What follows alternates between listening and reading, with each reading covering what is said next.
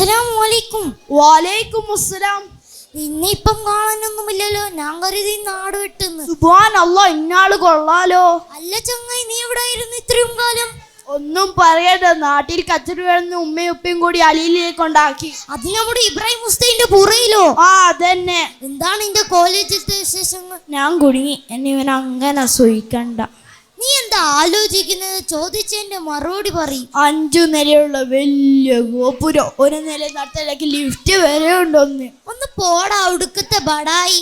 എല്ലാടെ ആടെ മൊത്തം 6 നിലയായിരുന്നു, അതിനെ പൊളിച്ച് 5. എന്തിനി? വിമാനം പോകുന്നേരം മുട്ടിയാലോ?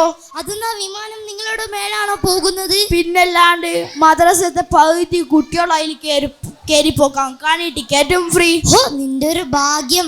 എന്താണ് അവിടെ ഫുഡിലത്തെ കാര്യങ്ങൾ? തടിയെ പിന്നെയും തുടങ്ങി ഫുഡിനെ കുറിച്ചിട്ട്. നീ പറയുന്ന പോലെ അനക്ക് അവിടെ വരാൻ കൊതിയാകുന്നു. അതന്നെയാ എനിക്കും വേണ്ടത്. നീ കുറെ നേരമായല്ലോ ആലോചിക്കുന്നത്. അടുത്ത ഫുഡിനെ കുറിച്ച് ചോദിക്കുമ്പോ വായിന്ന് കപ്പലോടുന്ന കപ്പല്. അത്ര നല്ല ഫുഡാണ് അവിടെ. പിന്നല്ലാണ്ട് 5 പൊറാട്ട, രാവിലെ കോഴി നിർത്തി പൊരിച്ച, ഉച്ചക്ക് മട്ടൻ ബിരിയാണി, ഒട്ടകത്തിന്റെ ഇറച്ചി. ആടിന്റെ ഇറച്ചിയല്ല, മട്ടൻ. ഒട്ടകത്തിന്റെ അറബി പേരാ മട്ടൻ. നീ അറബി പഠിച്ചിട്ട് പിന്നെ അറബി ആയാളല്ലേ? പിന്നെ ഒരു അറിയാലോ, വാഴല്ല സുബൈക്ക് 4:30 മണിക്ക് എണീക്കണം. എന്തിനി? സുബൈ നിസ്കരിക്കാന്. സുബൈ നിസ്കാരോ?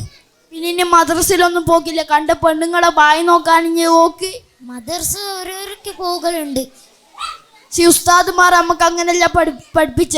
7 വയസ്സായാലും നിസ്കരിച്ചിൽ പറയണം, 10 വയസ്സായാലും അടിക്കണം എന്നാണ് പറഞ്ഞത്. നീ പറയുന്ന പോലെ അനക്കും പേടിയാകുന്നു. ഇനി പേടിക്കണ്ട, ഇനി ചെയ്യൂലേ? ചെയ്യും. ഇനി ഖുർആൻ ഓതലുണ്ടാ? ഖുർആനോ? ഖുർആൻ എന്ത്? ഇന്നെന്തോലക്കാ പിന്നെ ചെയ്യലി? ഞാൻ സൊബി കളിച്ചിട്ട് ഫ്രീ ഫയർ കളിക്കും. എന്ത് ഫയർ? Free fire. പക്ഷെ നബി സല്ലല്ലാഹു അലൈഹി വസല്ലമ തങ്ങളുടെ നിസ്കാരം അല്ലാണ്ട് ഫയറും ഫ്രീ ഫയർ ഒന്നല്ല. ഇപ്പൊ ഇശാ നിസ്കരിക്കാൻ സമയം, എന്നാ നമുക്ക് പോവാം. അസ്സലാമു അലൈക്കും.